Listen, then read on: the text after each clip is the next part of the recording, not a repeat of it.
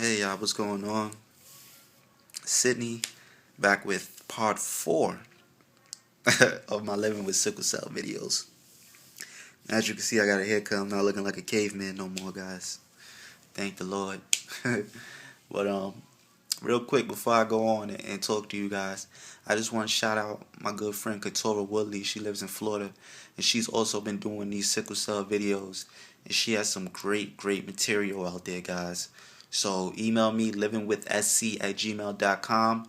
Email me your questions, your comments, and I'm definitely gonna share those videos for you, Katora. So you guys out there, hit me up.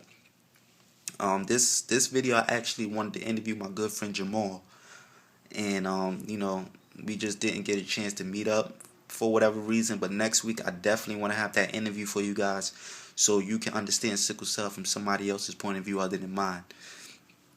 I just want to shout out everybody with SC. Some people ask me, how do you know these people with sickle cell? Well, when we was young, there's a camp called Camp Hole in the Wall, and there I met some lifelong friends. And majority of the kids who go there have sickle cell or some type of blood disease. But for the friends that I met with sickle cell, we're lifelong friends. You know what I'm saying? I speak to them as much as I can.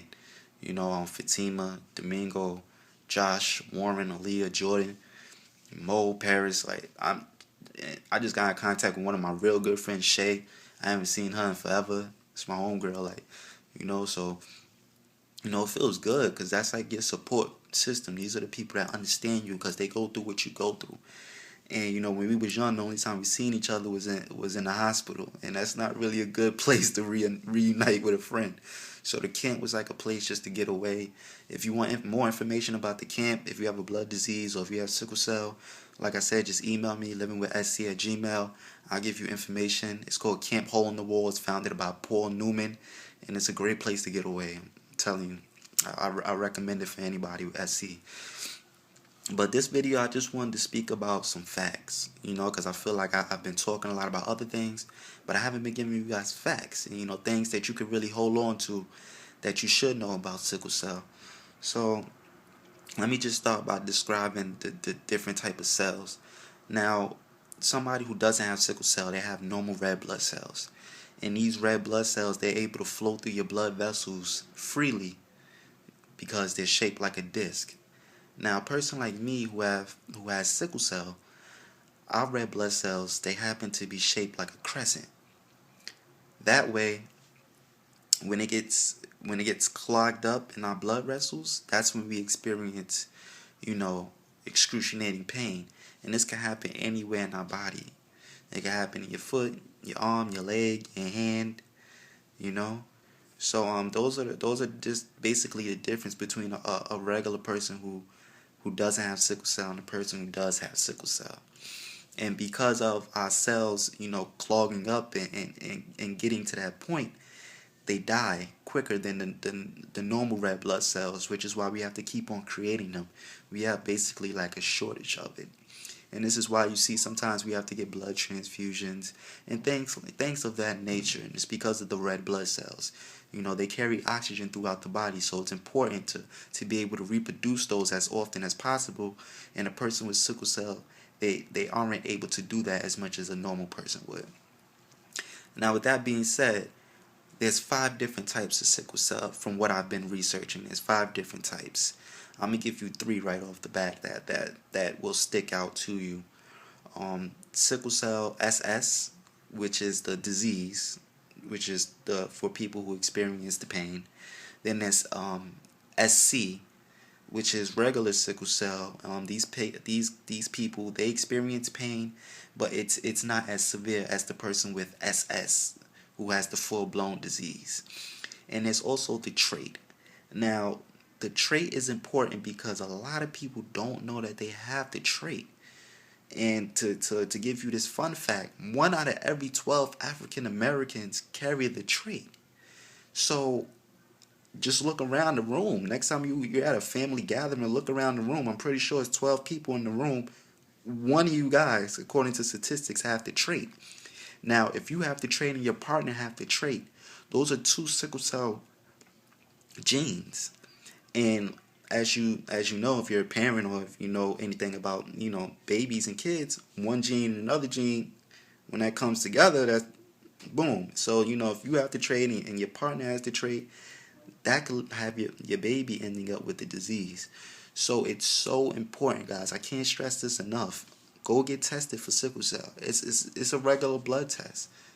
It's a regular blood test, and you'll know right away. And these doctors are so good that if you're pregnant, if you have a baby, they can let you know before the baby's birthed if it has sickle cell, just from this simple test that they run.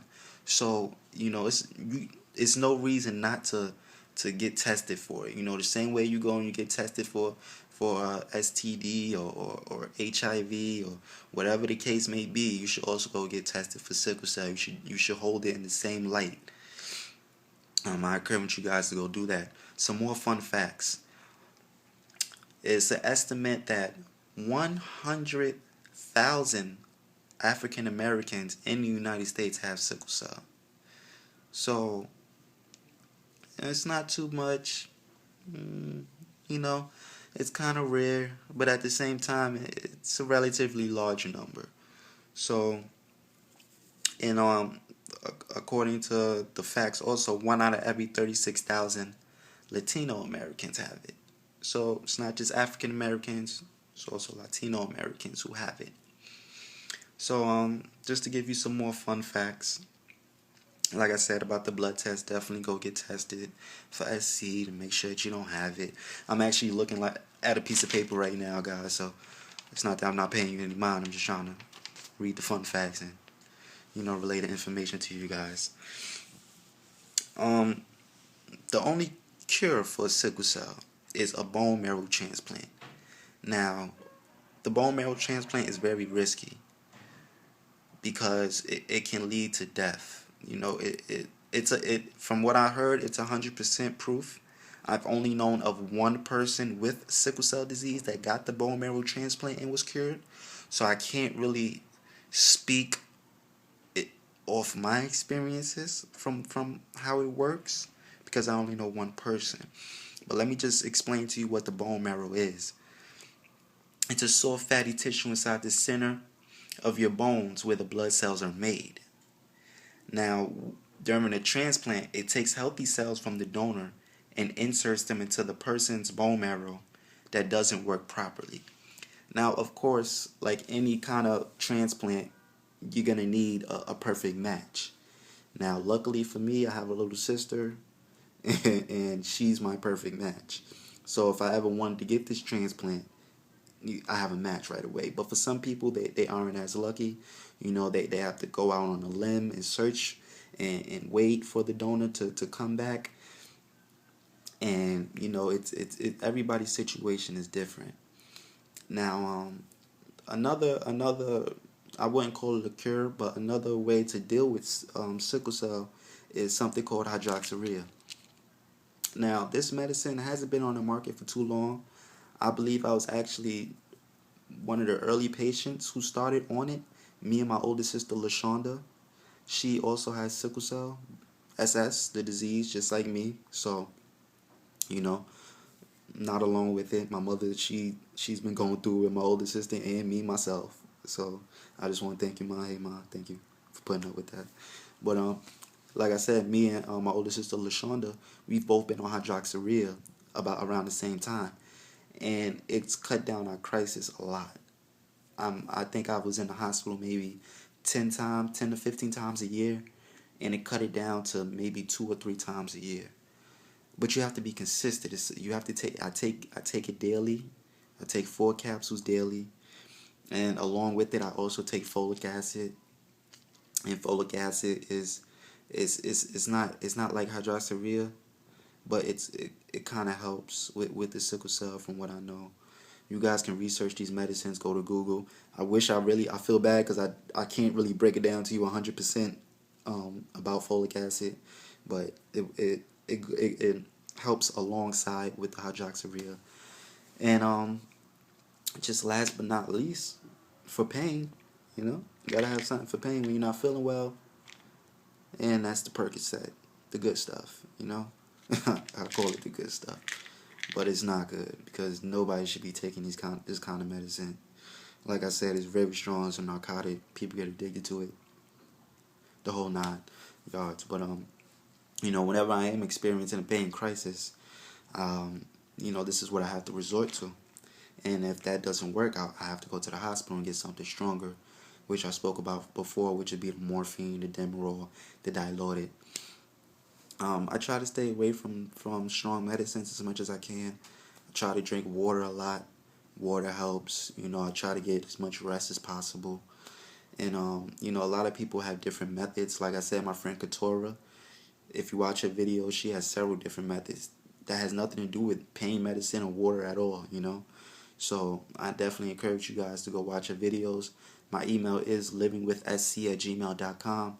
Please feel free to hit me up with any comments, any suggestions to the videos, anything you want to know. But like I said, I'm not trying to leave you guys for too long, hold you guys for too long. I'm going to leave out on this note. I'm definitely going to be back next week. I want to give you guys an interview. And to everybody out there with sickle cell that I've been meeting, I just want to say keep your head up. Keep spreading the awareness. Keep spreading these videos. I encourage you to make your own videos and speak on your experiences because every voice matters. Don't give up. What's important is that we're trying and we're getting the knowledge out there. So, sorry about the video coming up so late, but have a good night, guys.